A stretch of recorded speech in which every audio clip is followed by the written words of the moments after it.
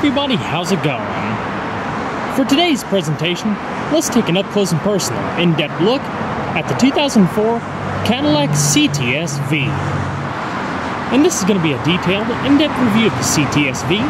We'll power it up, show the engine, get an exhaust clip over the performance data, as well as show you a bunch of the unique aspects of the interior as well as exterior.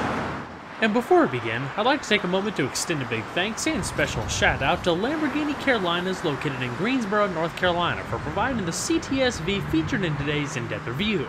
For more information on the rest of their inventory, including exotic inventory, check the link in the description box below.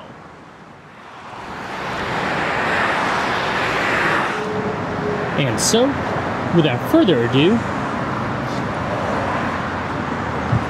let's go ahead and start her up, let her run. Now this exterior color is known as light platinum and is complemented nicely by a CTS-V specific black leather interior with microfiber suede seating inserts.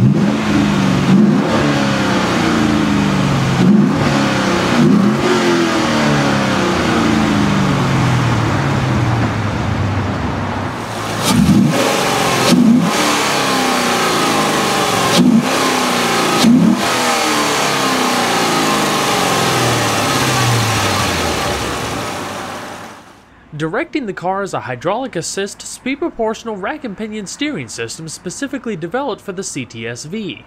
It's all routed through a sporty 3-spoke leather-wrapped multifunction steering wheel decorated by subtle touches of brushed aluminum, color accent stitching, and modest grip bolsters at 10 and 2.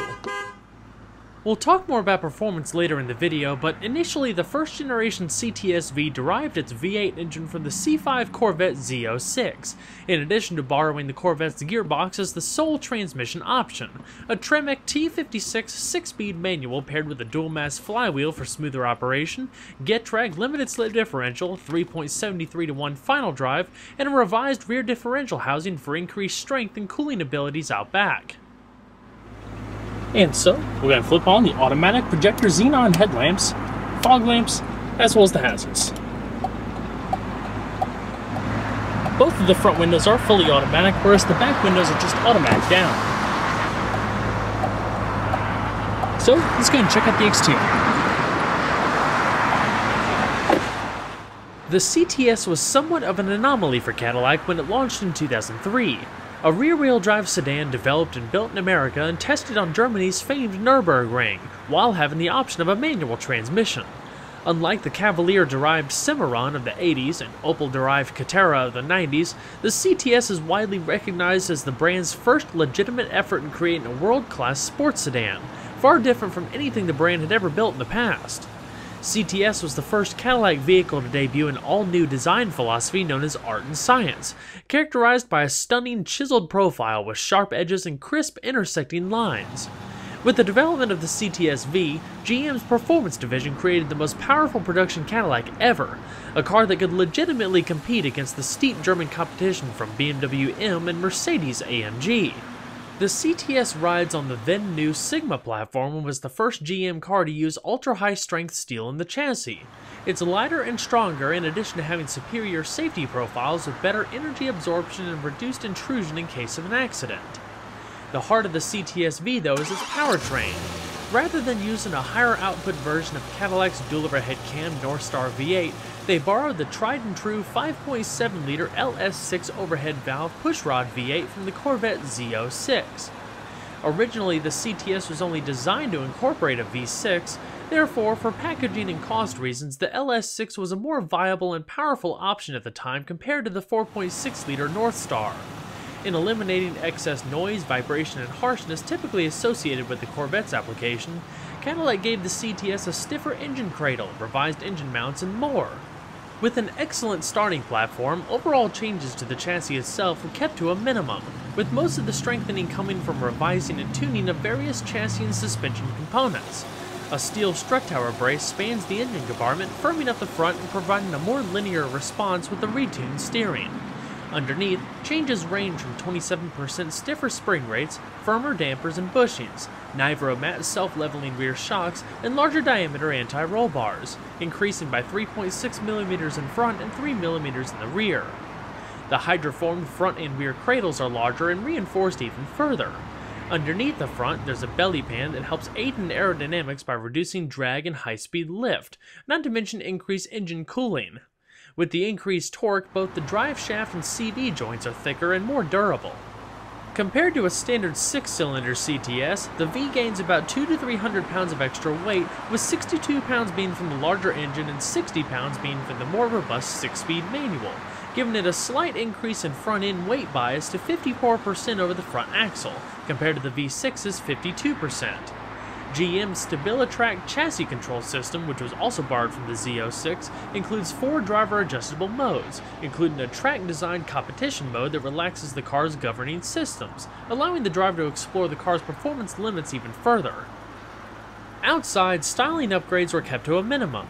Initially only offered in silver or black with either ebony or light neutral interior colors, the design remains clean and simple. No spoilers, air scoops, or look at me cues. It's this application where I believe the art and science design philosophy really flourished. With an aggressive body stance, dynamic sheet metal, and high deck lid, it speaks for itself. But at the end of the day, the CTS-V is a Cadillac and not a Corvette. To the untrained eye, it can easily be mistaken for your run-of-the-mill CTS, that is, until you take a closer look at the details. The biggest difference up front is a beautiful stainless steel mesh grille, along with a more aggressive front fascia that not only incorporates a pronounced lower air splitter, but brake cooling ducts to either side below the driving lines. The rockers are more pronounced, while the rear fascia also gets its own special treatment finished off with twin polished exhaust tips. The only bit of badging is a subtle set of fender badges and a single deck lid badge. The CTS-V wears a unique set of 7-spoke, 6-lug polished cast aluminum wheels, measuring 18 by 8.5 inches at each corner and wrapped in 245/45 high-performance tires, tested to hold over 0.9 G of lateral cornering forces. In order to handle the increased power, the V also gains a set of high-performing Brembo internally ventilated disc brakes, 14 by 1.3 inches in front and 14.4 by 1.1 inches in the rear, with each being clamped down by 4-piston calipers. With this setup, the V stops from 60 miles an hour in an average of 120 feet. The CTS also carries a fully independent double wishbone suspension in front, utilizing aluminum control arms for less unsprung mass and an independent multi-link rear with coil springs and anti-roll bars. The steering rack, engine cradle, and front suspension are directly attached to the chassis, with the rear suspension being mounted on a rubber isolated subframe. Overall length is 191.5 inches with a width of 70.6 inches and a height of 57.3 inches, riding on a 115.2-inch wheelbase. Total curb weight is around 3,850 pounds with 54% over the front axle. So let's go and pop the hood. The CTS-V is powered by an LS6 all-aluminum 5.7-liter V8, the same overhead valve pushrod unit found in the C5 Corvette Z06. It's part of GM's Gen 3 small block architecture with a bore and stroke of 3.9 and 3.62 inches respectively, 4 fuel injection, 2 valves per cylinder, and a compression ratio of 10.5 to 1. It develops an even 400 horsepower at 6,000 RPM and 395 pound-feet of torque at 4,800 RPM, down 5 in both horsepower and torque compared to the Z06. The engine redlines at 6,500 RPM. This translates to a 0 to 60 time in just under 5 seconds, 0 to 100 miles an hour in about 12 seconds, and quarter-mile times around 13.4 seconds at 105 miles an hour. Top speed is drag limited to 163 miles an hour. In 2006, the LS6 gave way to the 6-liter LS2 V8 shared with the entry Corvette and Pontiac GTO. Overall power and torque didn't change, but torque peak was now available at 400 fewer RPMs than before. As far as fuel economy, the CTS has a 17.5-gallon tank capacity. While running on premium unleaded, EPA estimates range between 16 miles to a gallon in the city and 25 on the highway. While the overall interior design remains very similar to a fully loaded CTS, the V gains a host of updates and revisions that would be suitable for a performance vehicle, such as unique sport seats, a lower, more ergonomic center console to allow for easier shifting, in addition to a unique instrument cluster and special materials such as satin chrome and brushed aluminum. Build quality is decent overall, but it's not on the level of the V's closest German competition. The majority of the panels and touch points do feature plenty of soft touch materials, but it's more of a rubber type than supple leatherette. On the doors you'll find your power locks, windows and mirrors, in addition to 2-person memory for the driver's seat and trunk release down below next to a bit of storage. You'll also see plenty of art and science design elements throughout the interior that also made their way into other vehicles in the Cadillac fleet over the coming years. The seats feature full power adjustment with adjustable lumbar and heating function. The suede inserts and white double stitching add a premium yet sporty look, while the thick upper and lower bolsters provide a notable increase in lateral support. The cushions are soft and quite comfortable, the headrests are adjustable, and the seatbelts are fixed into the upper backrest. Of course, there's 2 airbags in front, but there's also side airbags to the front and curtain airbags both front and rear. There's unique aluminum V entry guards down below in the threshold, as well as a standard tilting steering wheel. Your trunk and parking brake release is located down below, and the dash that also features the rubberized soft touch material. A power sunroof represented the only available option. So let's go ahead and see if she sounds.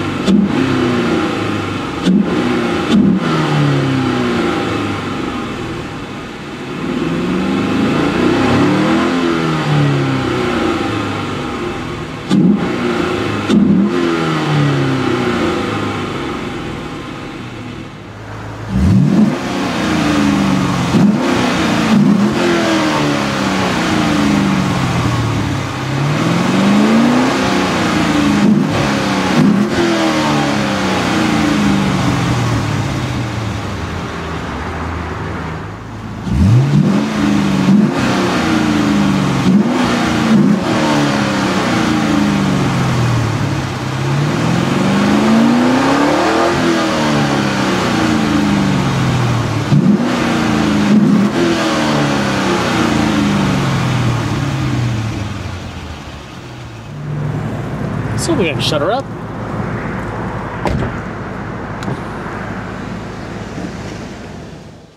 The CTS-V came standard with a premium 8-speaker Bose audio system with in-dash DVD-based navigation system with CD changer, AM/FM radio, and available satellite radio.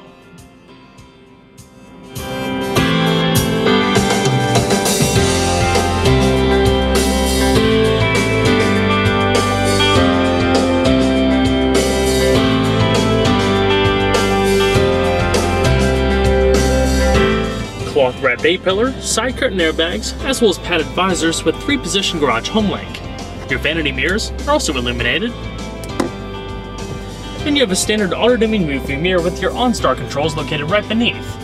Up top you have a microphone for your hands-free telephone, interior lighting dimmer, as well as reading lamps and your sunroof dial, where you can open and close it however far you want it.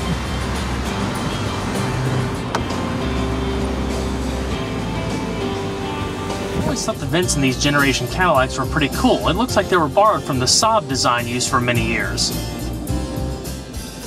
Continuing down the center stack, you have the standard dual-zone electronic automatic climate control with your temperature adjustments to either side, fan speed, different zones in the bottom, recycling front and rear defrost, and 2-stage heated seats for both the driver and passenger. You also have a little storage compartment down below with a 12-volt power outlet. Not much is going on in the center console. It's pretty simple overall, with 2 cup holders, a little change storage, and a padded armrest with storage located beneath. Now, the infotainment system available for the cts-v was pretty advanced looking back in the day in my opinion. It's not a touchscreen unit, everything is controlled via the buttons to either side, and while it may look a little overwhelming at first, it's pretty simple once you actually activate the specific menu. So right now we're in our main menu where you have all of your different commands that you can also access over here, such as radio, CD, navigation, and more. Address book, system setup, voice memos, vehicle information, and more about that in just a second. But you can also use the Tunes Select button to scroll between the different options. So hitting the band button up top brings up your main radio screen where you can access your FM, AM, as well as XM stations. Preset stations off to the right hand side here activated via the buttons, and all of your song, artist, station information automatically shows up on the screen, including your equalizers and more. Pressing disc automatically brings up your 6-disc CD changer if you have a disc currently in. Next, previous, go between the different tracks, forward, reversed, random track selection, as well as repeating tracks. Pretty simple. Hitting the audio button automatically brings up your equalizer as well as preset settings, navigation if the disc was currently in, system information, trip computer, fuel data, and more, as well as vehicle diagnostics. Not to mention traffic if equipped. But in a nutshell, those are all the basic features of the navigation multimedia system available in the 2004 Cadillac CTS. Like I said earlier, the sporty 3-spoke steering wheel is accented in brushed aluminum, with your driver information controls on the left and your cruise control off to the far right, intermittent wipers, and all of your lighting and turn signals. Using the little menu buttons, you can go through the vehicle diagnostic settings, bring up a lateral G-force meter, tire pressure monitoring system. In the speedometer, you can bring up your odometer, a digital speed readout, just the speed readout, or nothing. The gauges are also quite simple to read and are accented in satin silver with the V badging on the speedometer. Alrighty. We're going to shut her down. And let's check out the back seat.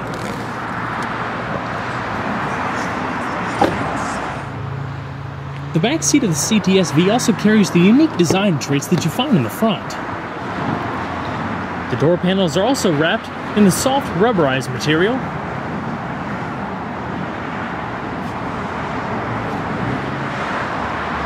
while the seats are also wrapped in a combination of the black leather and microfiber suede.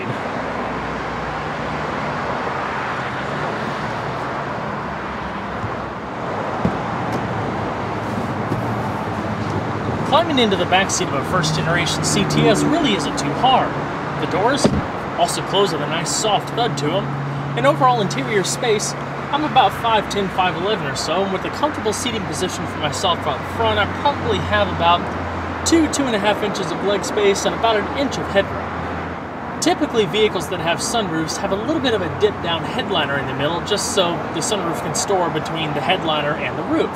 Luckily, towards the back, where your heads typically sit, the headliner is cut out a little bit, giving you a lot more wiggle room back here, so it accommodates taller passengers a little bit better.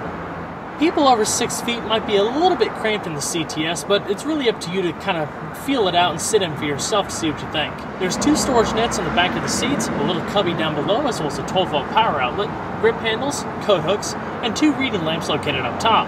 Something else that I can appreciate is the fact that they included a padded armrest with 2 cup holders aiding in long-term comfort.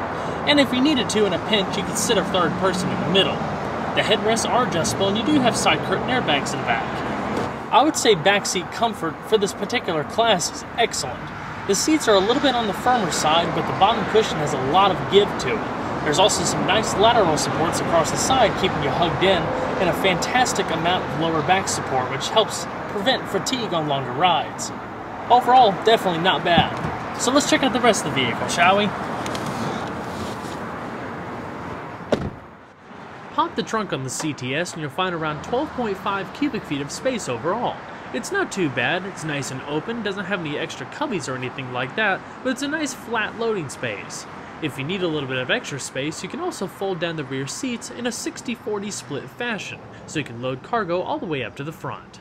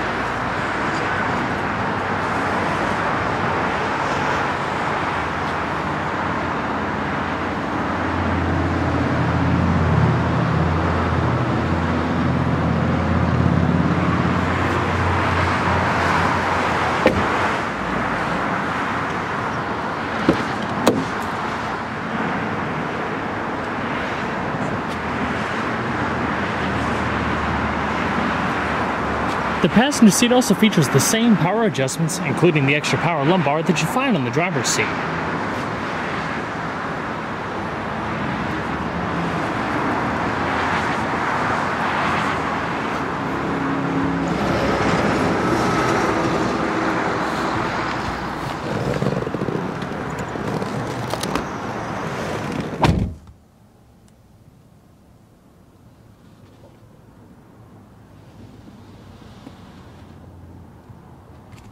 The glove box is also locking and has a modest amount of space and lined in felt. The first generation CTS and cts-v were groundbreaking vehicles for Cadillac, ramping up their performance images and broadening appeal to a much wider crowd. Finding these in mint shape is a hard task these days, but it's such a pleasure taking an in-depth look at a car that revolutionized a brand and image. Well everyone, I hope you enjoyed the in-depth look at the first generation 2004 Cadillac CTS-v. Be sure to stay tuned next time. There's a lot more where that came from. Take care everybody.